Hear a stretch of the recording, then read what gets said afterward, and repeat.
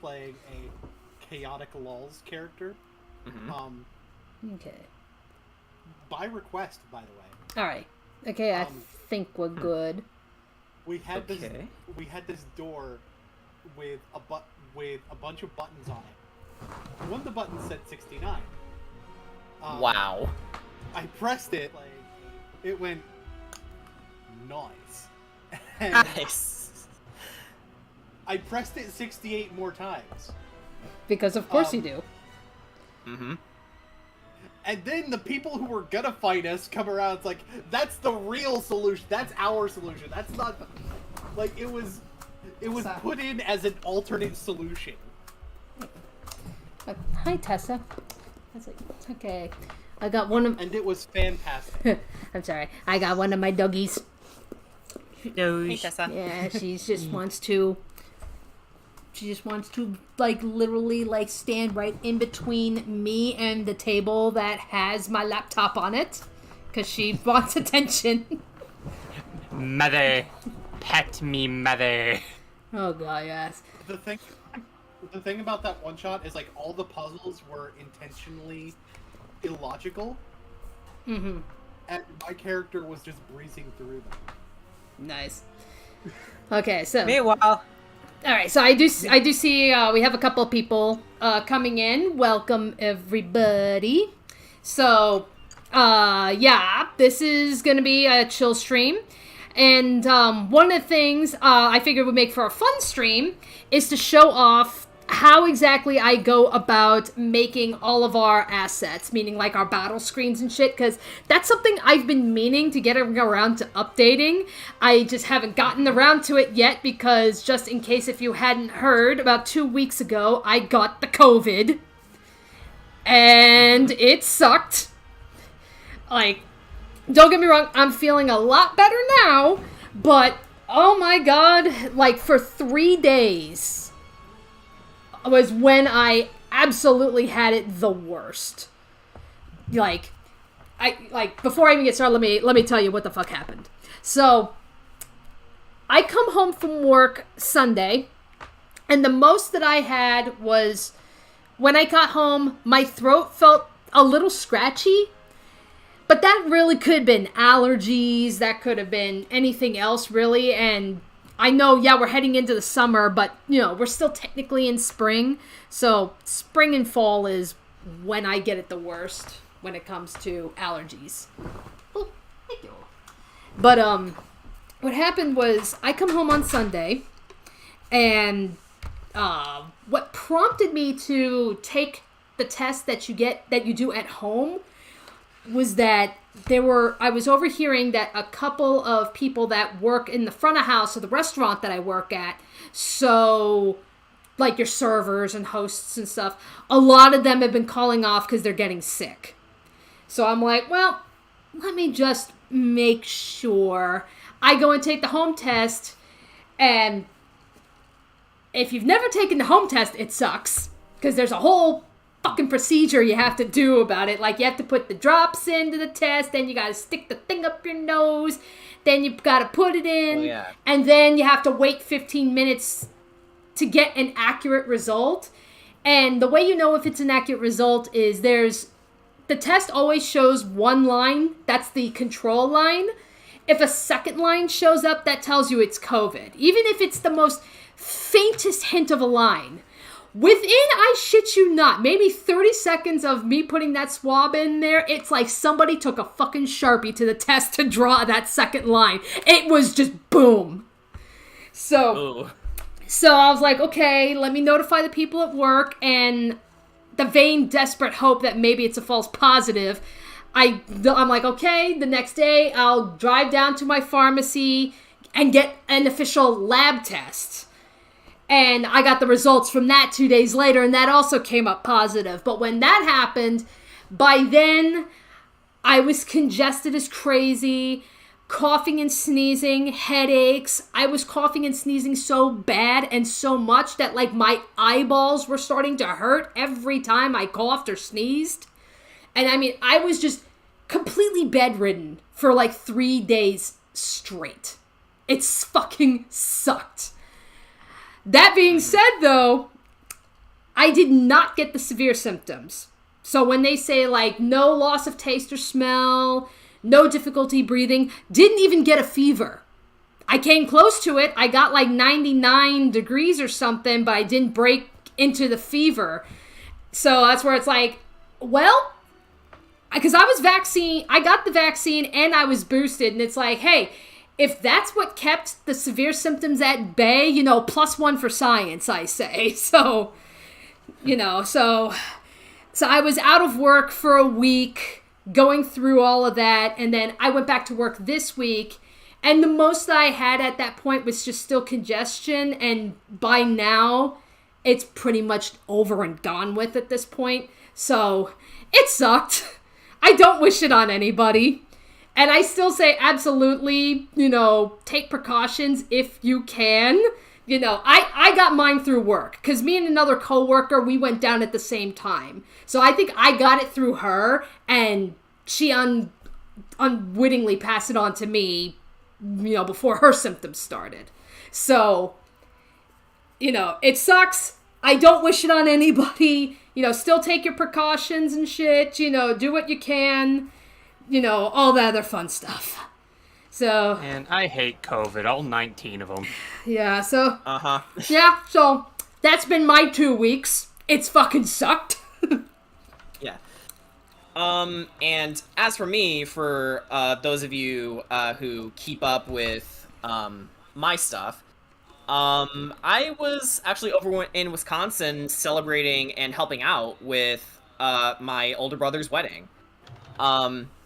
Yeah, he and his fiance finally got married. It was really sweet. I almost cried when they were giving out the speech. We had a lot of fun. Everybody danced. I also watched their house so they could have their honeymoon. But yeah, it was a refreshing couple weeks. We apologize for all the delays with our D&D stuff, but that's about to change super soon. But Curse of Strahd isn't going to be the only game that we run here, of course. Yeah, it's actually I'm back. Oh, welcome back. But we actually, I should have said this from the beginning. So it's me. We have Jordan, we've got Jen, we've got Brian, and we've got the Boone Slayer with us. And now that you just mentioned, so Boone, would you like to have the floor for this one? Because that one's really all on you. Mm-hmm. So, for those of you who don't follow my content, you may not be aware of one of the nicknames I have within the commentary community, which is your #1 card game boy. And the reason for that is actually very specifically not because of my, not because of Yu-Gi-Oh! I've gone on record as saying that I have a very love-hate relationship with Yu-Gi-Oh! That's gonna make Dana sad. Like, I used to play Yu-Gi-Oh! But like, that's not the topic of this. That's not the topic of this whole shill. Yeah. What is the topic of this shill is that I'm actually more well known for Magic the Gathering. And so, for those who don't know, Dungeons and Dragons and Magic the Gathering are actually owned by the same company, Wizards of the Coast. And there have been various books that have been released. But, and another thing some people may not know is that Magic the Gathering was actually originally created as a pastime for D&D nerds. So it makes sense that some people would find interest in bringing that full circle and taking the original settings of Magic the Gathering and playing them in Dungeons and Dragons. And that's something that's going to be happening with this campaign, Ravnica Trail of Dragons. Dragons. Very fitting name. Yeah, a very fitting name, all things considered. And everybody knows my love for dragons. So that being said, we are going to be starting that one relatively soon. And sorry, I'm eating fish sticks. But Yeah, you're good. that's what I figured. Let me eat my fish sticks and get this out of the way before we actually begin the asset making. But let's go. We're going to be starting that soon, and the way we're going to be doing this is we're going to be jumping back and forth mostly between the two campaigns, so we'll still be playing every 2 weeks, but one session, it'll be Curse of Strahd. The next time we come together, it'll be for Ravnica, and we'll be, for the most part, jumping back and forth between the two. We'll still do the occasional one-shot, here and there, but we're going to be having 2 campaigns that we're going to be showcasing on this channel, so... Whereas, Curse of Strahd is more of our horror-themed game. Ravnica, how would you describe the Ravnica campaign? In, one word, Boone? What kind of genre would you put it in?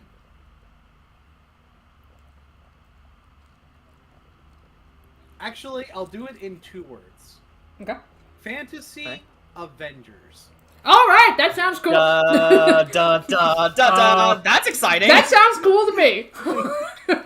Yeah. I think, if you set something in Ravnica, you almost have to do it like that at this point, right? Because when MTG did their big Avengers in-game storyline, War of the Spark, which I have feelings about that will probably come out during the campaign. Oh god. We'll get to that. I'll get to that in a minute, but Boone, you finish. Spoiler warning, there's gonna be 1 or 2 retcons. I'm just going to vibe. When they did the big endgame plot, which was War of the Spark, the only setting they could think of to do that in is Ravnica, because Ravnica is treated like the Planeswalker hub city, and the whole plane is one city. So and I've actually run campaigns before that had a similar setting. Sort of the first stage of the creation of my original setting, Estrella, was actually first to do Ard Mandalea, which is a country-sized city that has a university in it. So, admittedly, it's a little bit more like Strixhaven than Ravnica, but before Strixhaven existed. So, either way, obviously I have some experience with settings that are confined but open in that sense. All right. I don't mean to cut you off, but hey, Ryan is in the chat. Hey, Ryan! Ryan! Yeah. Ryan! Ryan! Ryan! You're up. Okay. As I'm finishing up my fish sticks, I will actually bring this up. So, prior to me getting the plague, I had the brilliant idea because, Boone was telling us, giving us a little bit of information about how the world of Ravnica works, and, I don't want to be I didn't want to be caught with my pants down and not really understanding how the fuck Ravnica works. And that's where I saw, there's actually, obviously it's beyond the card game. There's the D&D campaign, there's comics, there's books and shit. And when Boone said, this is going to take place after an event known as the War of the Spark, sure enough, I look online and I see there is a whole novel that is the War of the Spark. And I'm like, I think I should actually get familiar with that. So it's probably one of the worst written novels. Oh! Yep. Okay. I haven't read it, but Okay. Go ahead. Well, I went to my library, because then my library had a copy, and I said, okay, I'm going to check it out. And I shit you not, I go on our Discord, and I'm like, hey guys, I checked this out from the library, so now I'm going to get familiar with Ravnica. And Boone was just like, Dani, you dumb bastard. He's like, you're so dumb. But the story... I don't think that was my wording. I think I just said, I'm sorry. Yeah, but that's how you worded it, but I know that's how you felt. I could feel it. But, oh my god. She doesn't...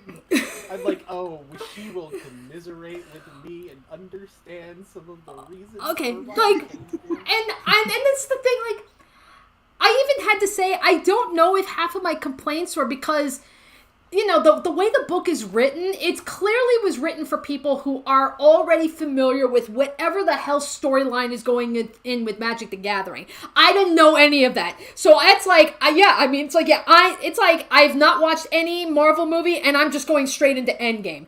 Not a good fucking idea. But, Nope. You know, but... Actually, but I'll be right there, because you can still enjoy Endgame without having seen the other Marvel movies, because it does tell a story within that movie. However, War of the Spark doesn't do that, and like I said, there's a lot of decisions that are really... This wouldn't end up being spoilers for our campaign, so we could probably talk about some of this on this stream. Yeah, we can do that when I'm... As I'm working on this stuff. But, Yeah. But it's like... All I can say... I remembered, because the book is divided into, like, 3 parts. So part 1 is obviously the setup. And I'm like, okay, I'm kind of having a hard time trying to follow, because again, it's that problem of they're referencing previous events that I have no idea what the hell they're talking about. But once I got past that, okay, we got an interesting setup. 2 and 3? Forget it, because it is... They dropped it? Oh my god. It is downhill from there, and I think what's especially frustrating, and you want to go back to my fucking commentary days. If any of you guys remember back in the day when I used to do commentaries, I was known for kind of being a stickler about whenever people read and write and present things. And, oh my god, I'm like, this is like... I swear to god, the writer has like a love affair for commas and semicolons. It's like run-on sentences like no other. Like run-on sentences that can be like broken up into just a couple of sentences, constantly repeating himself, and then he'll just be like, he'll write some kind of a diatribe, and then he'll write like some kind of a philosophical question in the middle of it or something. I'm like, who the fuck writes like this?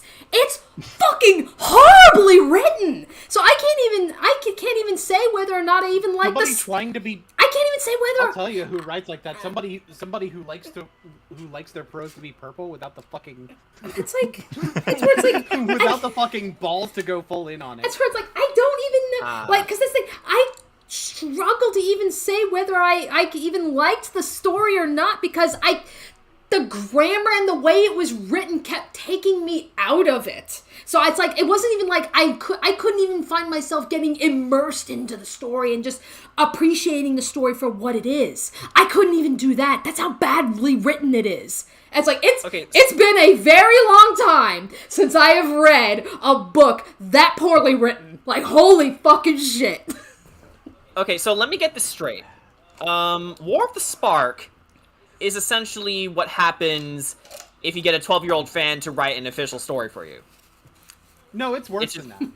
It's worse than a fanfic? Oh boy. Yeah, it's a pretty bad. Okay. It's pretty. That's It's pretty badly. Because let me tell you right now. Let me tell you part of the reason why I say that. Because a fanfic would not be a fanfic wouldn't be retconning the fan service out of existence. So here's one of the changes here's one of the things in there that pissed people off. So there was like teasing for several years of story about a lesbian relationship between Chandra and Nissa. Like, that started with like the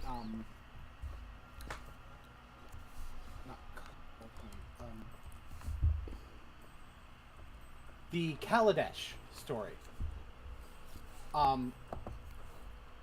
When Chandra's talking to Nissa and she winds up getting really hot, which you would feeling really warm and out of control.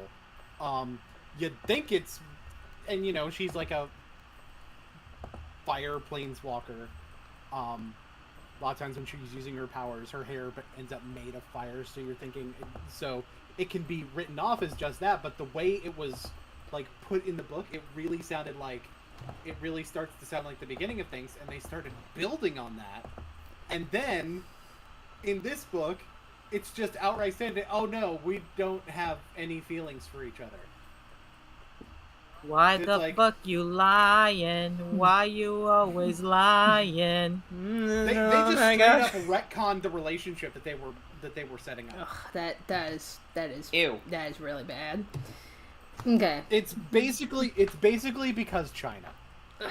of course. Yeah. Alrighty. It's basically because China. Okay. Alrighty. So There- I'm sorry to cut you off. So I just finished my din-dins. So now I can, like 10, 15 minutes into this stream, now we're actually starting this fucking thing. So again, I apologize for the wait. So basically what I'm going to be doing is, last session we all leveled up to level 6. So this means I've got some things I need to update. So I obviously need to update, like where you see here where it says I'm obviously starting with my character, because my character is going to be the easiest to update. So I need to have it say level 6. I happen to take a 4th level in Barbarian. At 4th level, you can either choose a feat or update your stats. I chose to update some of my stats. So I need to have that reflected, and that's all I need to update for Arc. Yeah, so Arc got a really easy update. So I'm going to go on ahead and update those, and then we'll move on to the rest of the cast. And I'm not going to be showcasing this on the stream, but I mean, I do have to go through your guys' character sheets to, actually see what needs to be updated. I'm not going to be showcasing that on the stream.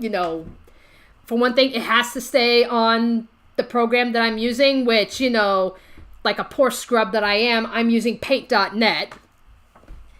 I mean, hey, it works. Yeah, so, Nothing wrong with paint.net. yeah. So, I mean, hell, I still use it. yeah, so, It just works. yeah. Yeah, like, if a tool works, use it to its fullest potential. Yeah, so it's going to be staying on paint.net, but plus I would not feel comfortable just showcasing the entire stream, like, okay, let me show off all of your guys' character sheets without your permission. I'm not going to do that to you guys, because I know there's going to be some things you probably want kept secret, so.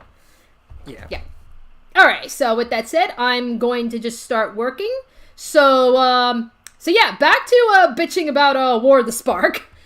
Yeah, actually, before that, because I do have to start getting ready for work soon. Oh, okay. Oh, okay. But before I do, I kind of want to make a little small announcement myself for something that I kind of want to do for this channel starting not starting next month, but near the end of next month. Really? Mm-hmm. Yeah, because I remember talking to Ryan about this, and he told me that he think it would be cool if I went down with this. But if you remember, this would probably take a bit of time for me to maybe get with him to try to set this up for the channel. But if you guys recall the announcement video that he uploaded some time ago, he mentioned that I was going to redo the Klonoa playthrough that Dani started some time ago. Oh, that's right. With the since Phantom Reverie is coming out in let me check the calendar, in about 2 weeks. Yeah, that's right. Yeah, we got Klonoa coming.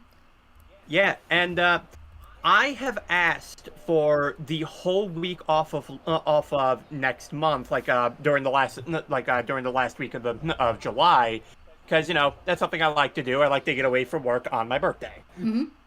Naturally. Yep. So, what I was thinking is, what if instead of, what I was doing for Ori, where we do, a post-commentary stuff, if I actually streamed the Klonoa remix? That's right. Yay. Yeah, because the game is coming out on PC, so I can stream it. Nice. Nice. Yeah, so just a little something I think I just throw out there before I ended up leaving, because yeah, it is something I would absolutely love to do. Because as much as we're trying to get Will of the Wisp done recording, Klonoa takes priority. Of course. Yeah, I cannot abandon my Cabot son. I should get this guy an Elgato for him to use sometime. I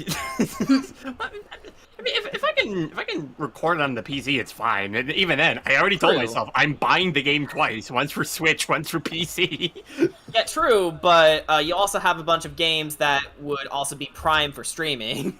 I mean, yeah, sure, I do. But yeah, that's one thing. Besides Also, on PC, but yeah. Yeah. Besides, Jordan, you're already spoiling me for my birthday. Please stop.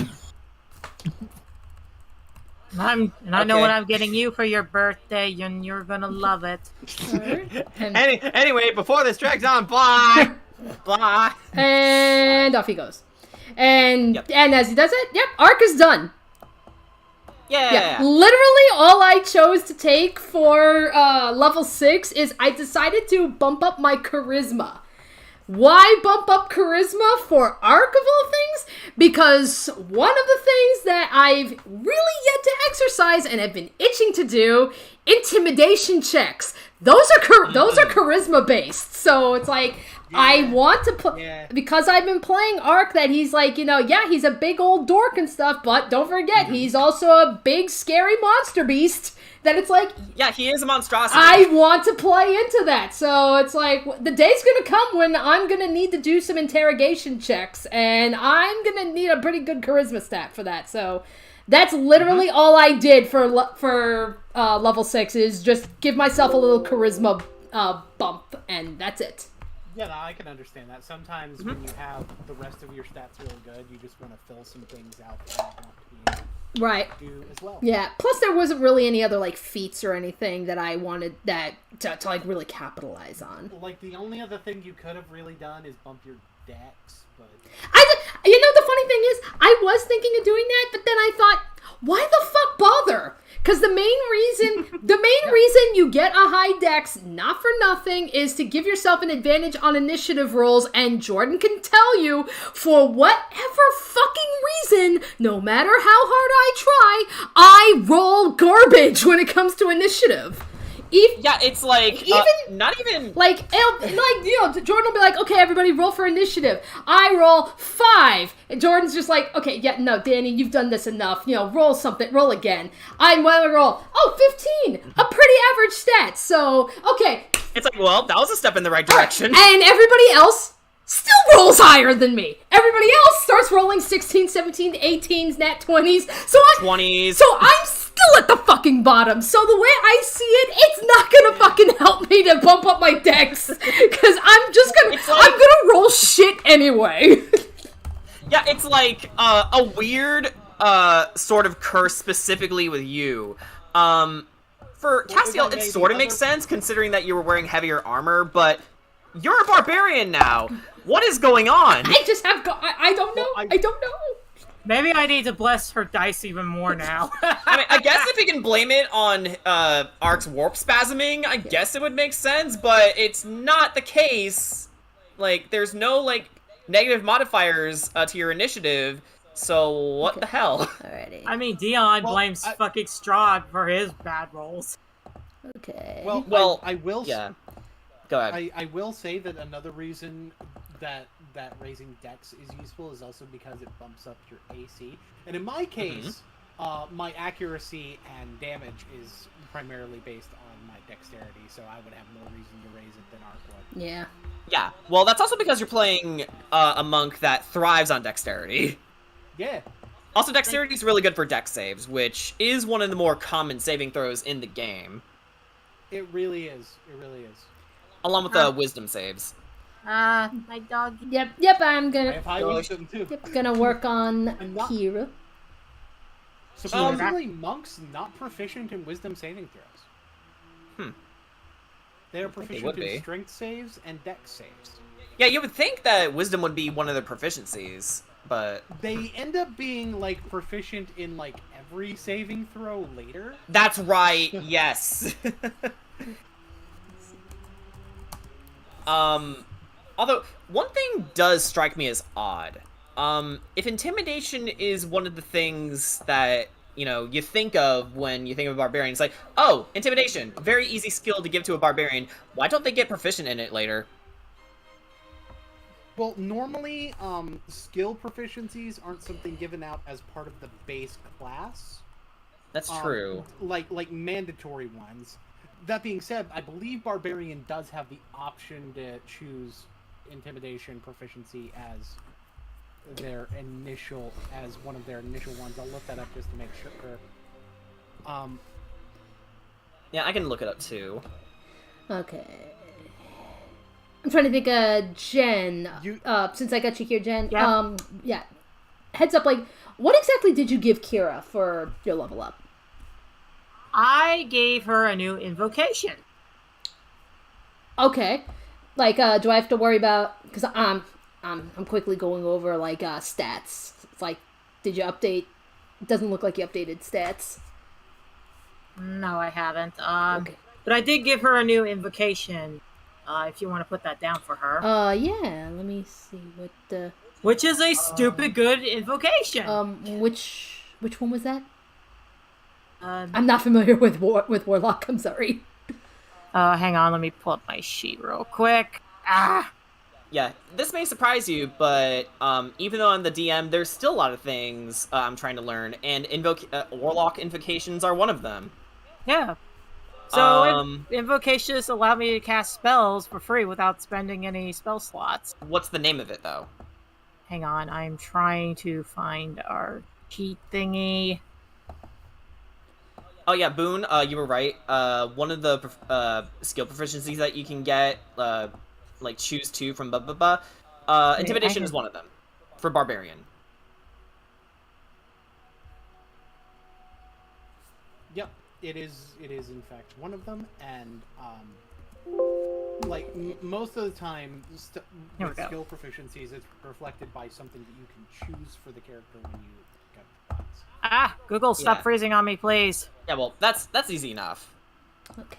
There we go. Now we got the updated character. There are most of the time, skill proficiencies that you automatically get are something that you would get with your subclass. True.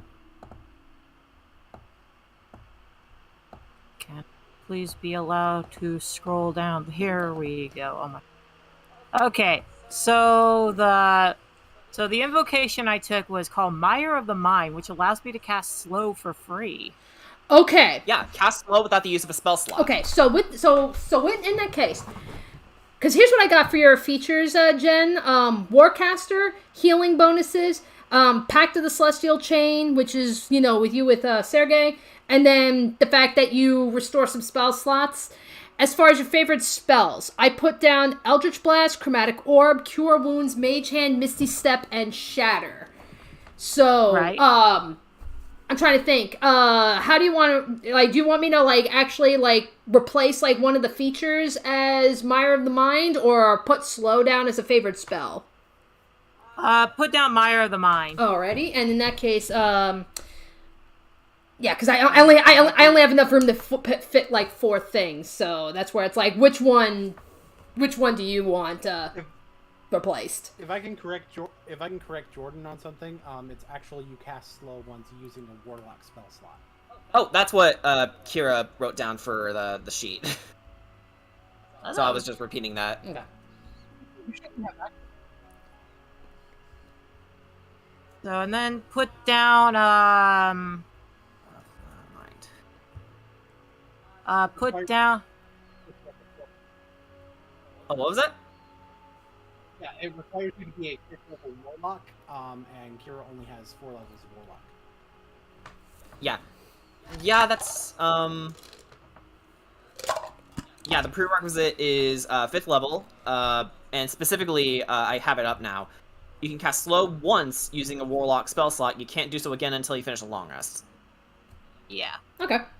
And the reason the prerequisite is 5th level is because you have to have the 3rd level Warlock spell slots, which you wouldn't.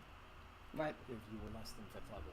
Yeah, but yes, in total, you are a level 6 character. Well, Huh? Who joined? It's JJ. hey! Hello. Hey! Alrighty. Okay, so I'm trying to think, Jen, so which of the notable features did you want me to replace? go on and replace healing bonuses. Okay, with replacing that with Mire of the Mind. Yes. Gotcha. Well, the thing is, you shouldn't be able to have. Shun. Yeah, so, with that said, you'll probably have to get another invocation. That's fine. But I Do you cannot read. Do you already have Lance of Lethargy? No. Hang on.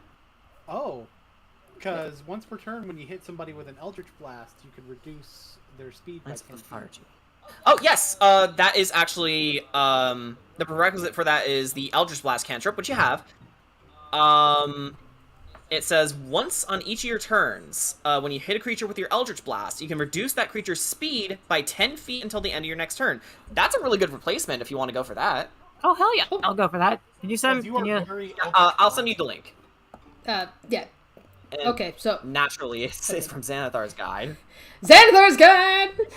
Xanathar's Guide is an amazing book. It is! It's a godsend. I believe you do already have Repelling Blast, correct? I don't think she does. Like, if she did, she would have put it on her sheet. Okay, so no, she didn't pick that up. I would recommend that one at some point in the future as well, because it seems like what you can do based on the way that the party is set up and based on the way that you have had a tendency to do things is sort of set up our board control. By Yeah, using I'll Eldritch give Blast that do to it. her too to consider. Okay, so Yeah. Lance of Lethargy? Yep. Alrighty. I am sorry. That's fine. No, you're good. Yeah, you know, that it's a good It's, thing I'm doing this, so I can ask you guys directly, because otherwise I'm just winging shit in like, oh yeah, this actually sounds pretty cool, and like little would I have known and been like, no, this wasn't really that good. Yeah, although for the people who aren't here, which at this point is just TP, Brian now, and Dana, Boone and I can probably, conjecture what they would normally do. I mean, I know Brian likes to lay down as much damage as possible, or use Royal Guard whenever possible. So, I am also someone who very much knows sort of the tactics Alrighty. that go into a lot of this, so I would be able to know what are the things that you're going to see a lot from. Okay. Alright. So with that said, since now that he's just come in, let's now do Ricket, or I guess now he's not going to be known as Ricket or Ricky anymore, so that's something I definitely have to update. well, correction. One of his alters is Ricket still. It's just, Ricky was a name that he used for a while. Yeah, well, what I've been doing is pretty much once we got the whole Ricky thing, that was when I changed it from, letter as Ricket to Ricky. But I believe, and I had asked this before, was do we want to keep it as Ricky, or do we want to use his real name now that we know it? And I believe you said use his real name. I did indeed. So, and that would be James. So that is something I'm going to fix. Prepare for trouble and make it double. Not that, James. I was just gonna say we don't have a Jesse, so we can't do that. Don't give anybody. who would Don't be give the anybody. Don't give anybody ideas, because next thing you know, Who somebody's. would be the Meowth? And thus we meet Sugash's long-lost sister, Jessie Belmonte.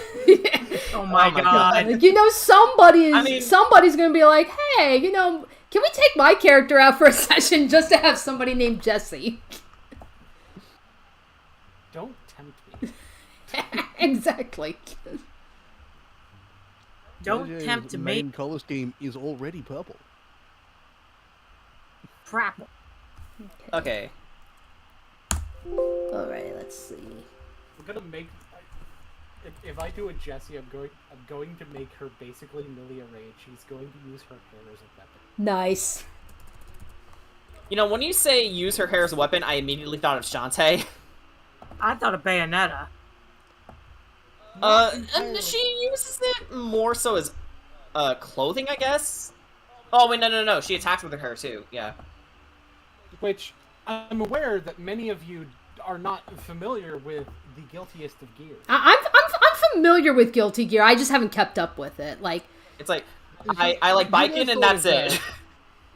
I thought of Yukiko Yamagashi from JoJo. There's Hairstand. a number of characters that use their hair as a weapon. this is Man, look at that old design of Ricket.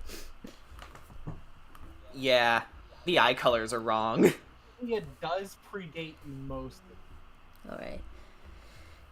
So I'm trying to think. Yes. Okay, you're going pure rogue, so I don't have to worry about stat change.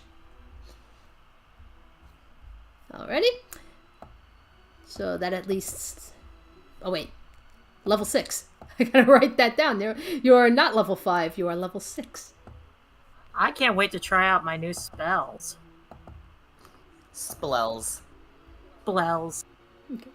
Some of them pretty good. Anyway, somebody was asking, would you guys play or stream multiverses? I have no idea what that is. Maybe. It's the Warner Brothers Smash Brothers. Yeah. Oh, Maybe. I think it depends on who wants to do it. Like, I know usually, like, I know Ryan's got some plans for streaming. I don't know if multiverses is a part of it. I know Brandon likes to play fighting games, but I don't know if he's played that one or not. Well, there's very few people who have because it was a movie. It hasn't fully come out yet. Ah, gotcha. When it comes out, I will definitely be interested in playing it. I've already got 13 hours on it. I got in on the beta. Damn. meanwhile, I'm sitting here. I am unable to play it. Meanwhile, I'm sitting here waiting for Monster Hunter Sunbreak. Xenoblade 3. I get to fight a vampire dragon. Woo! Weird how you're not freaking out about that. I'm looking forward to it. Don't give me too many ideas. Alrighty. Now we. I'm concerned, Boone, because I did a little research and I saw something I didn't like. Oh yeah, what you didn't like? A certain thing. I will post it to you privately. there. Hi, Mimi. Whoop. Hey, We has a we has a Mimi. Yeah, Mimi. Okay. Okay, we don't have to. Alright. You guys are not gonna let me come in quietly, are you? No. Well, the Buddha did play, so there was no way that you could stealth in here. Alrighty. Okay, so I'm trying to think. Okay. Remind me again. What did you do for a 6th level letter for James? Not much, because all I get is another layer of expertise. Oh. Yeah. Also, I love the Fable soundtrack. Good Lord, how many expertise do you have? 4. What the fuck? Okay, guys, I'm a rogue. guys, just so you know, he's not the only one who has a shitload of skills. Look at Kedrot for a second. He has, we will get to Kedrot in due time. Yes, but I just want to point out, Ricky's not the only one who has a buttload of skills. Okay. Alrighty. I have responded to your concern. Boy! Okay. But, yeah, no, like, other than that, like, was there, like, any other, like, features, or did you happen to pick up any curses? All I get at 6th level. Oh! Okay, so you were just like me with Arc. It was stupid easy level up. Yeah, again, Yeah, but all I got was expertise, and I'm pure rogue. Oh, shit. Okay, then. yeah. Well, Misfortune Bringer to be a lot more precise, but yes. That's just a rogue subclass. Yes, still but pretty we rogue. want to be specific about it. Alright, so that's done.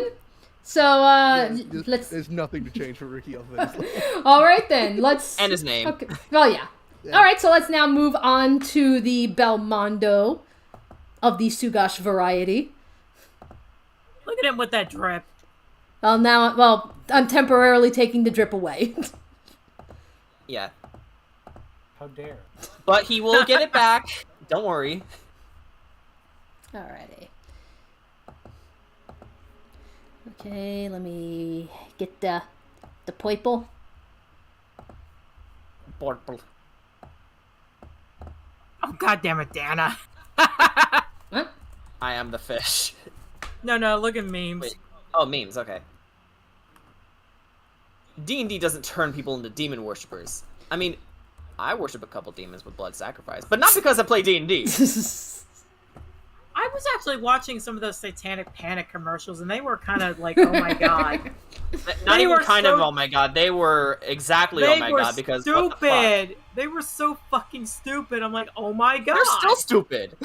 The thing that gets me, it's like, you do know that there's a lot of classes that worship God that people play, right?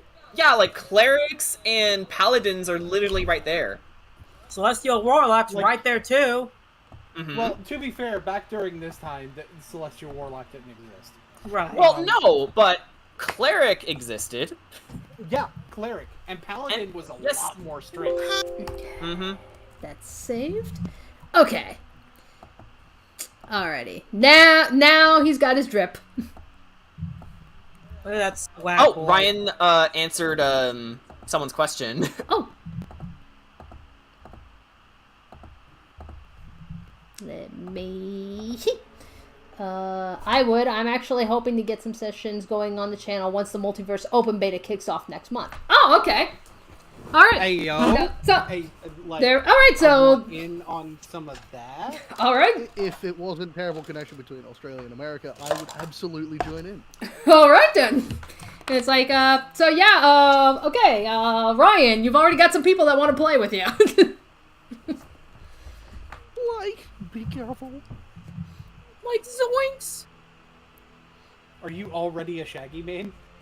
I spent 13 hours playing only Shaggy. What do you think? Okay. No problem. Wait, I spent the Oh, Dana. entire closed alpha playing Shaggy. Dana commented in the chat. I'll read it. Oop. Evil clerics and paladins are the most base form of existence. Okay. A Alrighty. little bit too much intonation, I think, for that, actually. Okay.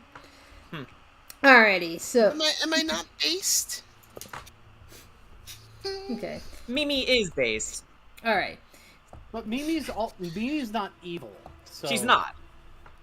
Okay. They were So talking about evil. okay. So boom. So for the notable features, I put down like the Divine Bloodline, the slashing debuffs. You're pretty damn good on the ranged attacks, and when your HP drops down to 0, you're technically left with 1. And then I've listed off 4 key skills. Was there anything that you got at 6th level that you need that you want reflected on here? Not really, but I think it's notable that I don't really do slashing damage very much now, so unfortunately my slashing debuffs Okay. don't really get used. Okay. I'm trying to think. Is there anything else that we could throw in there instead? Do you have Stunning Strike listed as one of my key skills? I see flurry No, of blows and no, I do patient not. defense. I've got Flurry of Blows, Patient Defense, Step of the Wind, and Deflect Missiles. The thing is, like, I don't have to spend key to reduce the damage from ranged attacks.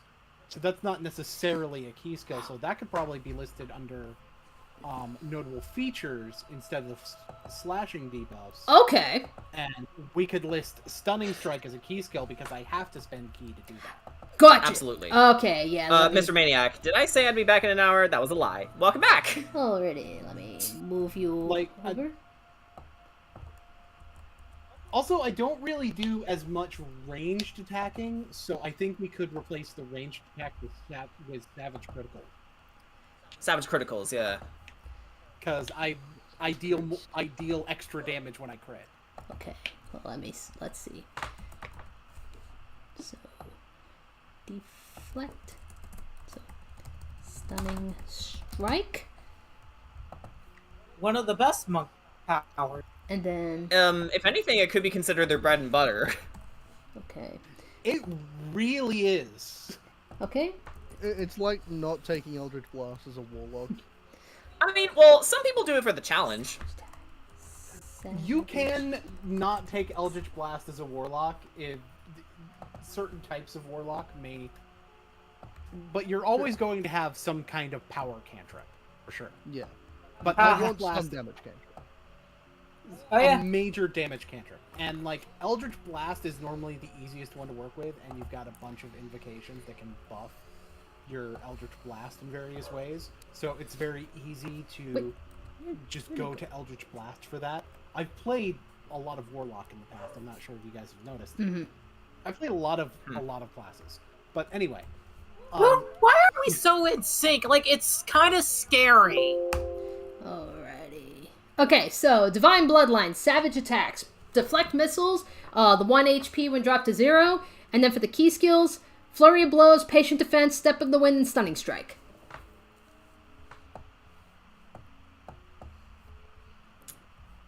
I noticed Mr. Maniac called me Jordan again. Jordan. Apparently I I'm will Zordon. defeat Jordan. Rangers. Okay. Rangers, we will defeat Jordan.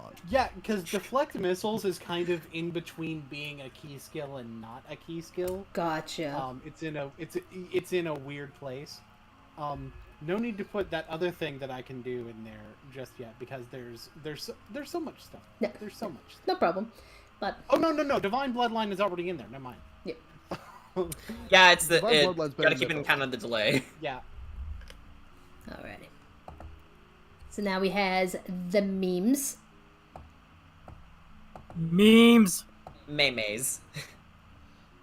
Memes. Memes. That reminds me, Exquisite. y'all need to also go through my list of memes and pick out 4 represents your character in a certain event. I'm still keeping the Arthur get out of the tank one. I want to see that animated. Jordan, the Destroyer, Breaker of Wills. Oh, fuck you. James, get out of the tank. Oh my god. Okay, so TP. Here we go. Level 6. Yeah, let me pull up Mimi's. Let me see what has Mimi gained at level 6.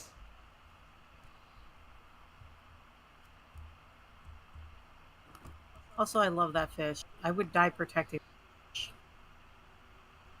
Why are we dying for fish? In our Curse of Strahd chat. Oh, okay. Yeah, the one with the cheeks. I feel like at some point the conversation is going to come up of how I feel about some of the Planeswalker deaths in War of the Spark. Because let me tell you, some of them are really bad choices. Mm-hmm. Yeah. Okay. I knew it was inevitable that Planeswalkers were going to die. I was fine with that. I figured they would probably kill off some people who didn't have a lot of presence. However, some of these choices were dog shit. And Okay. Sorry. Or I don't feel like I need to mention how they had like 23 different, this is gonna be what finishes Bolus. Nope. This is gonna be what finishes Bolus. Nope. This is gonna be what finishes Bolus. Nope. And Bolus. then just have one of the worst Deus Ex Machina bullshits. I lived bitch through fanfic plot armor. okay. All right. So, anywho, TP. So for Mimi, I've written down for. Okay, okay. I found it. Okay. Yeah. Notable features and spells. So, yeah. So for the features, I put down the fire resistance, your dark vision, your turn undead, and because you're a life cleric, you have more effective healing. And then for your favorite spells, I had originally put down Thaumaturgy, Hellish Rebuke, Cure Wounds, Bless, Spiritual Weapon, Lesser Restoration. So what do you want swapped out? Can you repeat the spells? Thaumaturgy, Hellish Rebuke, Cure Wounds, Bless, Spiritual Weapon, and Lesser Restoration. Okay, remove Hellish Rebuke Okay. with Thaumaturgy, with remove Curse. Remove Curse. Okay. Let me... That is kind of a signature for Mimi at this point. She does. Yeah, it's also one of the most important spells in Curse of Strahd, as discussed before. Yeah. Remove. Yep. Curse? I also have that spell now. Okay.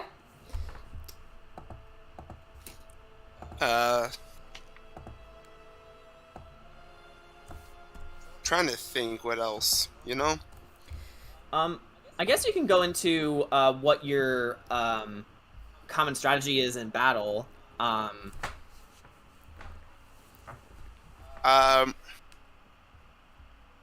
I guess, I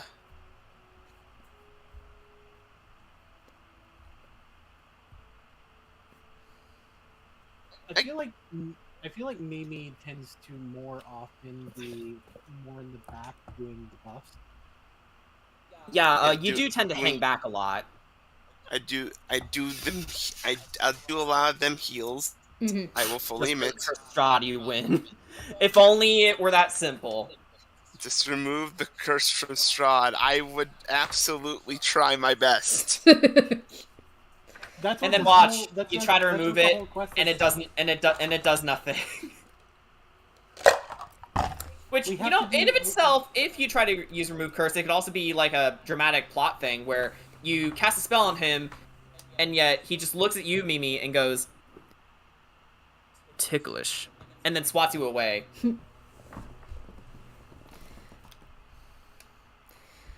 All right. I'm trying to think. Is there... It's gonna have to be a big anime moment, and Mimi's part of the attack is casting Remove Curse. Yeah. Maybe it'll be a moment. I don't know. Maybe, We'll you never see. know. Find out. Epic anime fights. Okay. But either way, is there anything else that you'd like me to update? What else is on the update thing? So right now I've swapped out the Hellish Rebuke with the Remove Curse. Okay. Yeah. I figured remove curse is kind of. I feel like Thaumaturgy could also be replaced. If I have a cantrip that I use more often, it's going to be Sacred Flame. Yeah, Sacred Flame is what I was Yeah, gonna yeah, Oh, okay. Sacred Flame is very much a signature Mimi spell. Alrighty, Sacred Flame. Okay.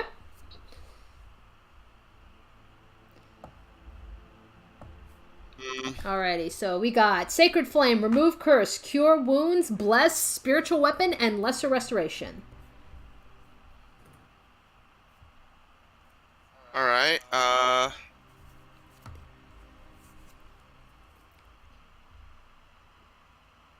yeah, that sounds about right. Okay. That just, I believe, leaves Corey. Corey and Kedrot. Yeah, Corey and Kedrot. Yeah, so we'll do Corey next, because I know, I think we've got Dana. I think she is online. She's just not in the call because hasn't been feeling so well. But Yeah, she caught a bug. yeah, Literally. Dana, why can't you catch that bug? You caught the bug. What are you gonna do with it?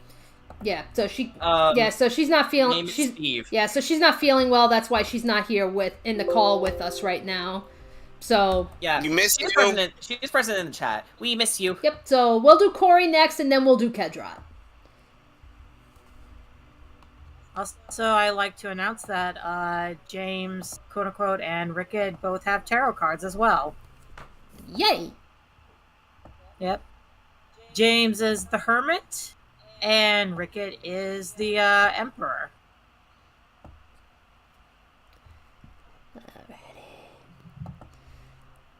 Let's see here.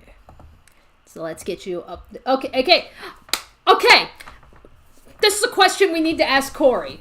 Because now I've noticed that with 6th level, she has now taken, she's now level 3 sorcerer and a level 3 artificer. So that means she picked up 2 subclasses. Yes. What's the subclass for artificer that she chose? I can pull it up. Let's see here. Curse of Strahd. Party. Corey. Okay, for Corey, she picked up something called pulling up now. The Forge Right. What class does that belong to? No, I mean, like... Artificer. No, I know that, but I meant, like, what subclass? Or is that general Artificer thing? It's, Artificer... It's the, Unearthed Arcana, subclass for Artificer. Okay, I really don't know Unearthed Arcana. Well, luckily I have the sheet with me. Okay. I just need to make sure because right now I just put her as a Sorceress Artificer. So I didn't know, like, did we want to even so much as, like, change that actual title? Like, to reflect any subclasses or anything. Because I honestly don't know what she picked. Well, I do, so don't worry. Yeah, even for sorcerers, I don't even know what kind of sorceress she is. So I was like, that's how bad it is. Like, I am so unfamiliar with these classes. I have no idea what she picked. Okay. So, for Corey, I believe her sorcerer class is Draconic. Is that right? Well, that's what it says on her character sheet. Okay. But yes, for the Artificer half of it, it's Forge Right.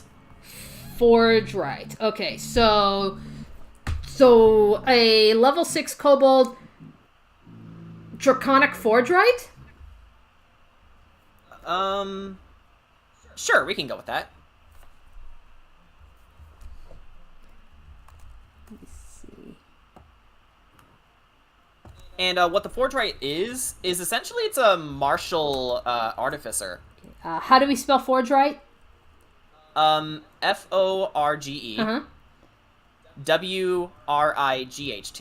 Okay.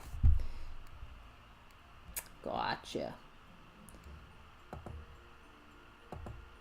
Forge Right. Okay.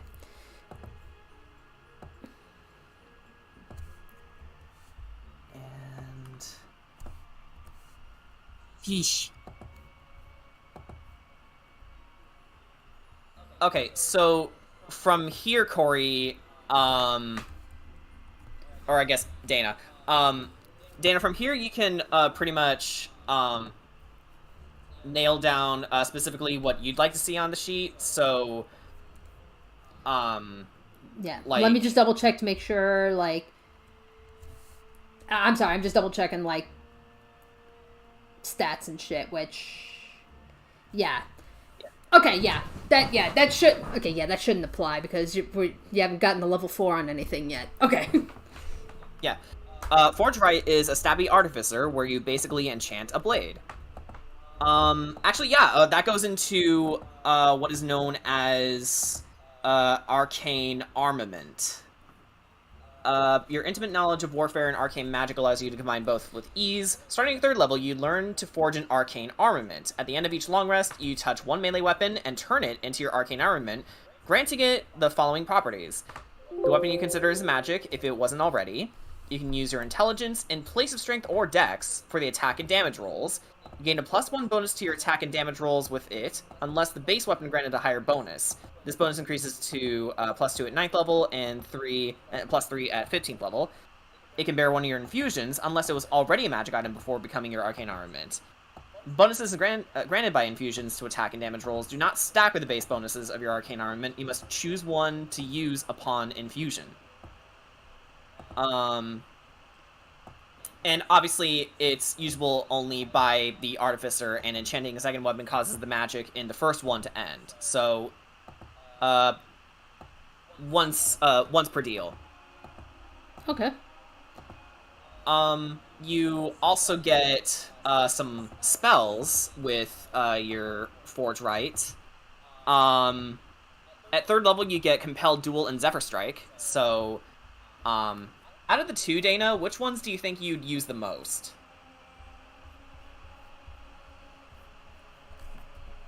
Yeah, well, ultimately, here was what I have initially. So for the notable features, manipulating the spell slots, the magic tinkering, the item infusing, and the draconic resilience. And then for the favorite spells, I put down Eldritch Blast, the green flame blade, Sanctuary, Burning Hands, Control Flames, and Firebolt. That's a lot of fire spells.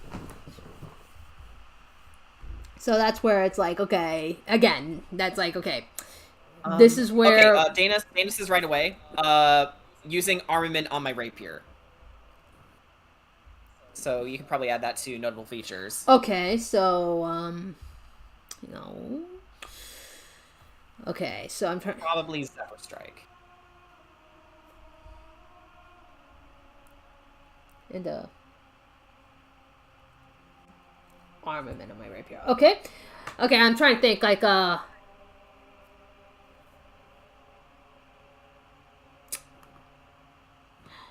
trying to think, which of the noble features, do we want replaced?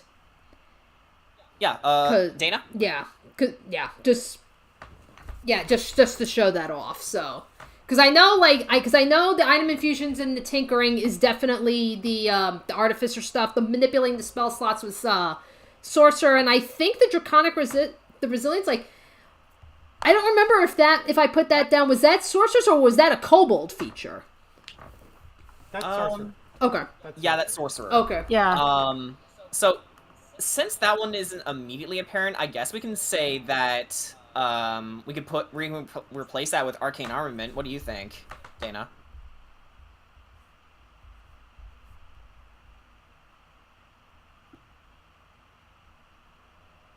Since she put down manipulates spell slots, I reckon. Okay, so replace that then. Okay, let me get in there. Okay, so arcane armament. And then we have Zephyr Strike. So good spell. So now it's a matter of, okay, which spell do we want? Which do we want to display? Yeah. It's probably the delay talking, but yeah. Oh, that's fine. Maybe I should type in Discord for the delay. Yeah. That would probably be helpful. It's probably just the delay, but if you could roll over to the favorite spells. Yeah. It's like, do I have that? Yeah, I see Eldritch Blast right away. And... Yeah, Eldritch Blast, Green Flame Blade, Sanctuary, Burning Hands, Control Flames, and Firebolt. Right. So that's what I put down. I want to say replace the Green Flame Blade with Zephyr Strike. I'll let Dana confirm that, but that's... Dana actually says I'd probably replace Control Flames with Zephyr Strike. Control Flames with Zephyr. Control Flames? That was the other one I was... Alrighty. Yeah. Turns out you were both on the same wavelength. Okay. Well, I had said Green Flame Blade, but... Yeah. Well, we were sort of on the same wavelength, at least. Well, part of it I'm also... You were on the same wavelength in a different universe. Yeah. Well, part of it I'm also thinking, like, what have I seen you use a lot? And I know you've used... Honestly? You've used Green Flame Blade a couple of times. Honestly, I know she used Hex quite a few times. It is a good spell. It's true. It's a really nasty combo with Dion's cursing, too. And y'all just wait until I get... Yeah, I mean, I can... do you want Hex in there?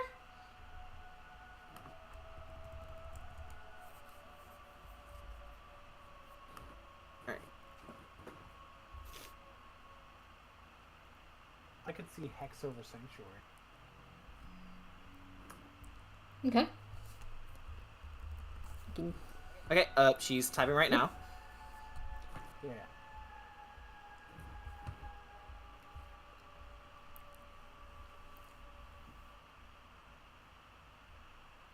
And again, I keep looking over at the subclass and it's like, oh my gosh, it's so cool. At 5th level, you get extra attack. Yeah, replace Sanctuary with Hex. Okay. This time we were on the same wavelength in the same... There we go. All right, cool. So there we go. We Doctor Stranged it. We did it. Hex. Hexy Hex. Okay.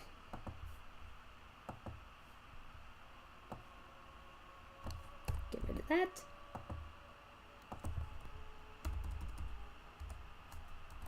Okay.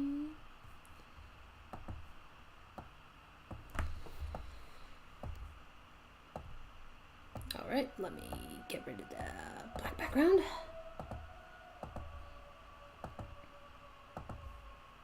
Alright, Corey stats, where are you at? Corey stats 2. Oh my god, And- Dana! Alright. Oh my god. What did she say? Says it's such a sexy little subclass. Honestly, it kind of is. I would honestly like to play it for right. Alrighty, so now that pretty much leaves us with Sir Kedrot. Team Miss- Dad. Mr. I cheated the fucking devil. He cheated the devil 3 times. Let's see. Saying he cheated the devil implies that he actually cheated. You know what you did, Dana. You know what you did. And oh my god, you're right. You're right, Jordan. Kedrot does have a lot of features. Oh shit. Mm-hmm. Okay. Okay. So, well, first and foremost, let me at least put up level 6. And he's going straight paladin too, so I don't have to worry about anything else on that Oath of front. Glory. Yeah, Oath of Glory paladin at that. He is more of a like than Sugash. Yeah. Generally speaking, he is more of an attacker.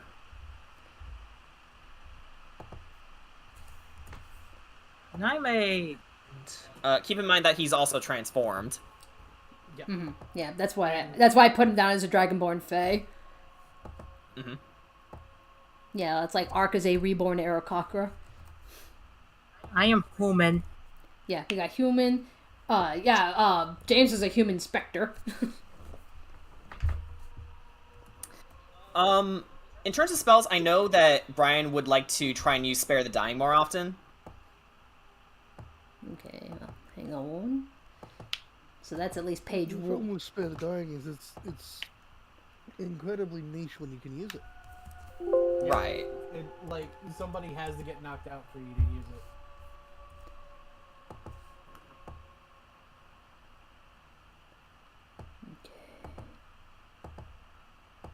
Which, don't get me wrong, somebody should have it. Mm-hmm. It's a very Does- good Absolutely. spell Doesn't to have. doesn't Mimi have Spare the Dying? Yeah, it doesn't necessarily hurt to have multiple people who have it, just to make sure that you have Yeah, I mean, like... Yeah, exactly, as a backup. I mean, Yeah. what happens if what happens if I die? This is true. Exactly. So someone should use Spare the Dying on Mimi, so you get to have it too pulled again. Y'all should I- die. Y'all should, because Okay. I do have Revivify now. All right. So anywho, what happens if you get knocked out? you know that's where it's Because like. that's more likely to happen. Than Okay, so back.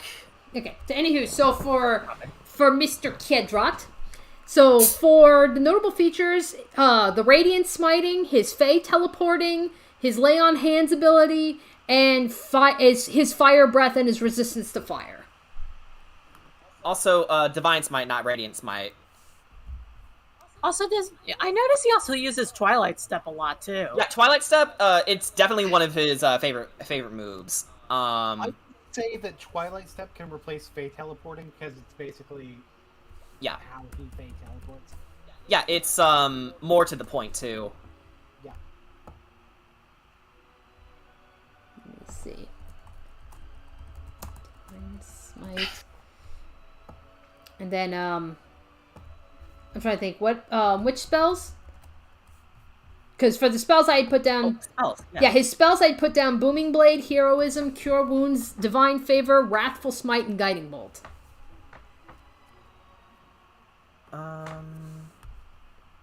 More often than not, he does use Divine Smite a lot. Guiding Bolt is another spell that he uses. Honestly, he doesn't he hasn't really used too many spells up to this point, Right. but for the ones that he does use... Right. Oh, and that's the thing, is because with Paladin, even though you have spells, available to you, you're more so using the spell slots for smiting. True. Haha, smite go burr. True, but let me take a look at the spells that you did give him. I see Booming Blade, Cure Wounds. The only ones I haven't seen very much at all are Heroism and Divine Favor. Yeah, I haven't seen him do that either. Or Spare the Dying. He was about to use it on Eric, but then he turned into a Zombo somehow. I'm blaming Strahd for that. You can do that. But that's also, you don't know who did it. Restless Flight and Guiding Bolt. It's Honestly, somehow I think Strahd's fault. Okay, I think you can keep most of these, except change Divine Favor to Spare the Dying. I think that's what I would do. Okay. And then Brian can probably hit you up later, Yeah. just in case. But that's up to him. Although, generally, he is more of an attacker-ish tank. Spare the Dying. And then... We do kind of have a party set up where Ark and Ketrot are the main thing. Sugash is tank. James is... Sugash in terms of making sure people don't get hit. It's normally either the backline or James. James is just straight outright DPS. Yeah. The way I'm playing him is more of a support. Okay. And I just realized, for whatever reason, I do not have... I gotta get that on here.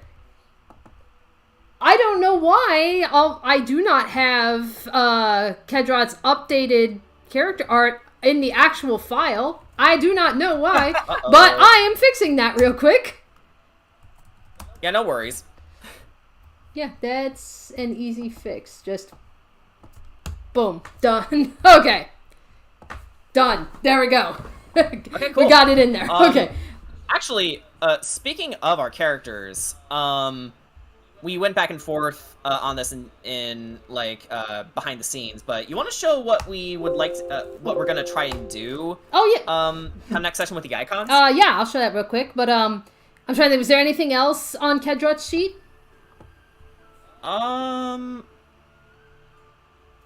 I think you pretty much got it squared away, but the main thing is actually, okay, I can tell you right now. Mm-hmm. Oh, it bumped up again. There we go. For Fire Breath and Resistance, let's go ahead and change that to Fey Transformation. So, like Summer Court specifically, Summer Court. Okay. So Fey Summer Court. The Summer Court invites you to the Summer Sun Festival. And funny thing, Durna is actually part of the Winter Court, so hey, duality. Oh boy. Okay. Fire and ice, baby. Fey Summer Court.